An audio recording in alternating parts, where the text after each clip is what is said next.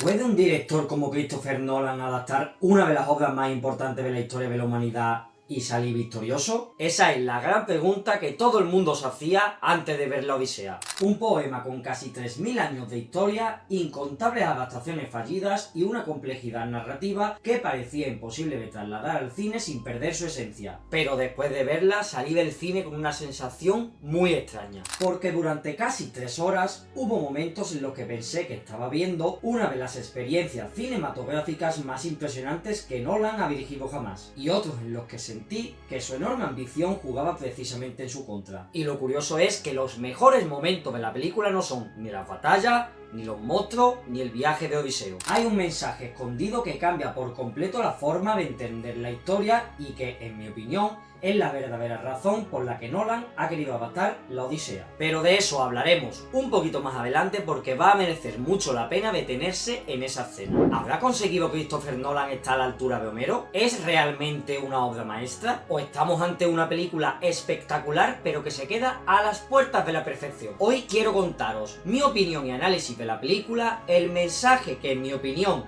tiene y un detalle que puede dividir a todo el público. No fear inside. We ride through fire, side by side. Through the stars we ride tonight. Burning hearts. Si ya habéis visto la película, dejadme en los comentarios qué os ha parecido porque quiero leer todas las opiniones. Si no la has visto todavía, quédate porque la mayoría del vídeo va sin spoiler. Yo te avisaré cuando eso suceda. Porque sí, esta película merece muchísimo la pena verla en el cine. Y ya que está, dame un like y compártelo con todos tus amigos. Para empezar, hay un mensaje que me ha acompañado durante toda la película. Esto solo lo podía rodar Christopher Nolan. Y no lo digo porque la película sea perfecta. Lo digo porque hay directores que hacen unas películas espectaculares y luego está Nolan. Un director que lleva años obsesionado con hacer que el espectador sienta que todo esto está ocurriendo delante de sus ojos. Aquí vuelve a renunciar a la comodidad del CGI siempre que puede para construir escenarios reales, barcos reales, localizaciones reales y rodar prácticamente toda la película con cámaras IMAX. Aunque yo no la he visto en esa calidad y no puedo opinar sobre eso. Pero lo que sí que se aprecia son batallas que transmiten una escala absolutamente gigantesca y momentos en los que simplemente te quedas mirando la pantalla diciendo ¿cómo demonios ha rodado eso? Y eso es lo que más me sorprendió. No es una película que impresione únicamente por el dinero que cuesta. Impresiona porque constantemente sientes que detrás de cada plano hay una decisión artesanal. Todo pesa, todo tiene volumen, todo parece físico. Y eso, hoy día, es un milagro. Una de las cosas que más miedo me daba era qué ritmo iba a tener la película. Estamos hablando de una película cercana a las 3 horas, adaptando un poema inmenso, con decenas de personajes, con monstruos, con dioses, con guerras, con viajes, con política y con drama familiar. Y sinceramente pensaba que la película se iba a hacer eterna, pero todo lo contrario. Si tuviera que ponerle una cifra, prácticamente el 98-99% de la película estaba ojo a visor. No porque todo fueran explosiones, ni acción, ni monstruos, sino porque Nolan encuentra una forma muy inteligente de ir cambiando constantemente el tipo de conflicto. Cuando una situación empieza a sentarse, ya estamos entrando en otra completamente diferente. Y eso hace que prácticamente nunca tenga la sensación de estar viendo escenas de relleno. Porque sí, existe alguna zona valle en mitad de la película, pero muy cortita.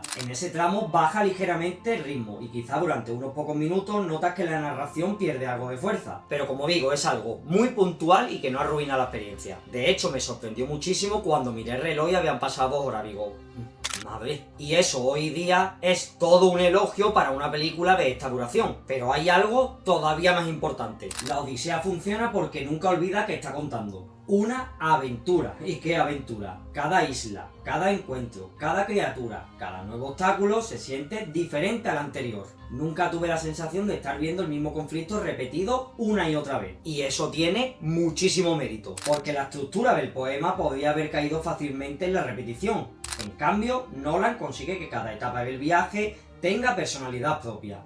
Hay momentos de auténtico terror, otros de tensión, otros de contemplación, otros incluso con un cierto aire casi mitológico. Y visualmente es una auténtica barbaridad. Pero todavía no os he dicho con la escena que se me quedó aquí grabada en la cabeza al salir del cine y no tiene nada que ver con lo visual. Tiene que ver con una conversación casi al final de la película que creo que es el mensaje que Nolan quería transmitir con esta película. Pero ya lo contaremos un poquito más adelante. Mientras tanto, hay una cuestión que también merece la pena mencionar. Y no es más que su protagonista, Odiseo. Creo que Matt Damon es una elección que generaba dudas, porque Odiseo es uno de los personajes más importantes de toda la literatura occidental, y no era un papel sencillo, pero para mí cumple con creces. La verdad que Nolan no hace a un Odiseo un superhéroe. Matt Damon interpreta a un hombre brillante, astuto, orgulloso y profundamente marcado por todo lo que ha vivido. Y ese precisamente es uno de los mayores logros que tiene la película. No intenta convertirlo en un personaje perfecto, porque nunca lo fue. Odiseo sobrevive gracias a su inteligencia, pero también provoca muchas de sus propias desgracias. Y aquí Matt Damon creo que logra transmitir esa dualidad bastante bien. Es un líder, pero también alguien que carga con todas las decisiones que ha ido tomando. Ahora bien, hasta aquí podríamos decir que es una película prácticamente perfecta. Y sinceramente, durante buena parte de la película, yo también llegué a pensarlo. Pero mientras más avanzaba la cinta, más notaba cuál era el verdadero problema de la película. Y curiosamente, ese problema nace sobre la enorme ambición que tiene con la adaptación Christopher Nolan. Porque precisamente el convertir esta adaptación en algo muy fiel también logra ser su mayor debilidad. Christopher Nolan quiere contarlo prácticamente todo. Quiere que aparezcan los grandes momentos del poema. Quiere respetar el viaje. Quiere mantener los encuentros más icónicos y quiere conservar el espíritu de la obra. Y eso, pues tiene un precio a pagar. El viaje nunca deja de avanzar. Prácticamente no hay descanso. Y eso hace que algunos personajes secundarios no respiren todo lo que deberían. Hay relaciones que funcionan, pero que podrían haber sido mucho más profundas si la película se hubiese permitido detenerse unos segunditos más. Porque una historia no siempre necesita avanzar, a veces es conveniente quedarse parado un poquito y darle esos segundos para que el personaje tenga mayor profundidad y sintamos lo que está transmitiendo en la pantalla. Necesitamos esos momentos de silencio y reflexión para que el personaje se siente y, valga la redundancia, reflexiones sobre lo que acaba de ocurrir. Y aquí en algunos momentos Nolan parece tener demasiada prisa por llegar al siguiente episodio. No es un problema constante ni mucho menos, pero sí creo que impide que la película alcance ese nivel emocional absolutamente devastador que podría haber tenido. Ahora bien, antes de estrenarse la película, hubo algunas decisiones que crearon mucha polémica. Entre ellas, dos decisiones de casting interpretadas por Elliot Page y Lupita Nyong'o, y otra, la posibilidad de la escasa mitología que iba a haber en la película. Pero sinceramente, después de haber visto la película, creo que no hay debate posible. Porque cuando las luces se apagan y la historia empieza, dejas de pensar en las redes sociales y empiezas a pensar en Odiseo. Yo siempre he preferido valorar a un actor o a una actriz por lo que hace delante de la cámara y cómo interpreta a su personaje, y no por la polémica que puede asistir antes del estreno. Y desde este punto de vista creo que ninguno de los dos desentona dentro de la pantalla. Además hay un detalle bastante importante, y es que el tiempo en pantalla que tienen ambos personajes es relativamente reducido, por lo que tampoco llega a tener un peso tan determinante dentro de la historia. Y en cuanto a lo mitológico, bueno,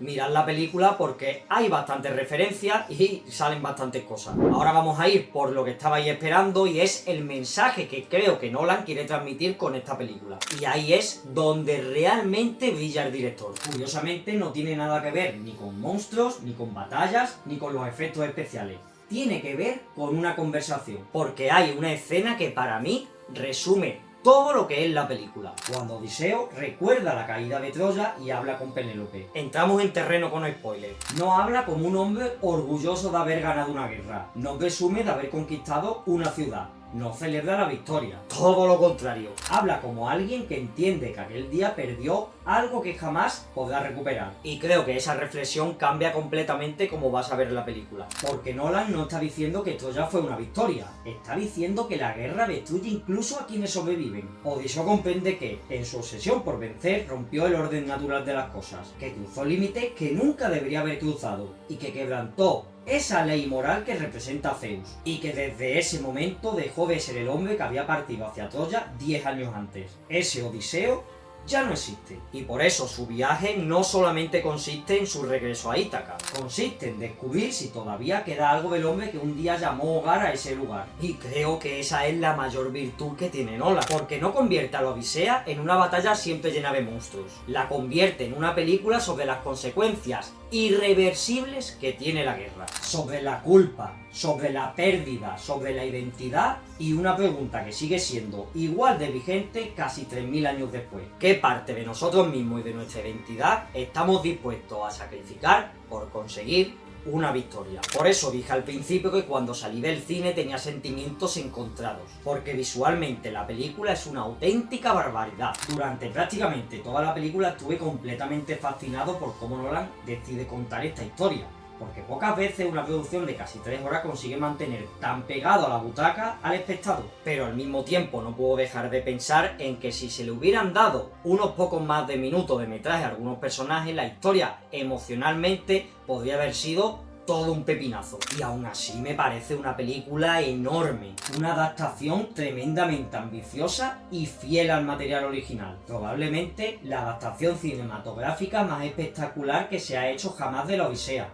Y sobre todo, una película que entiende algo fundamental, que el verdadero viaje de Odiseo nunca fue atravesar mares infectados de monstruos. El verdadero viaje consistía en intentar volver a ser humano después del horror. Y eso es mucho más difícil que derrotar a cualquier cíclope. En mi opinión, la Odisea vuelve a demostrar por qué Christopher Nolan es un auténtico director de cine y convierte todas sus películas en un auténtico evento cinematográfico. No es una película perfecta, pero sí una película que debe ser vista sí o sí en cines, discutida y revisionada. Y ahora os toca a vosotros. ¿Creéis que Nolan ha estado verdaderamente a la altura de Homero? ¿La colocaríais entre sus mejores películas? ¿O la colocaríais en un segundo escalafón justo por detrás de películas como Memento, Interestelar u Oppenheimer? Déjamelo aquí abajo en los comentarios, dale like si te ha gustado esta reflexión introspectiva y de análisis de lo que a mí me ha parecido la película de Christopher Nolan, La Odisea, compártelo con todos tus amigos, suscríbete aquí abajo que no cuesta nada y nos vemos con un análisis de otra película o de alguna serie en próximos vídeos.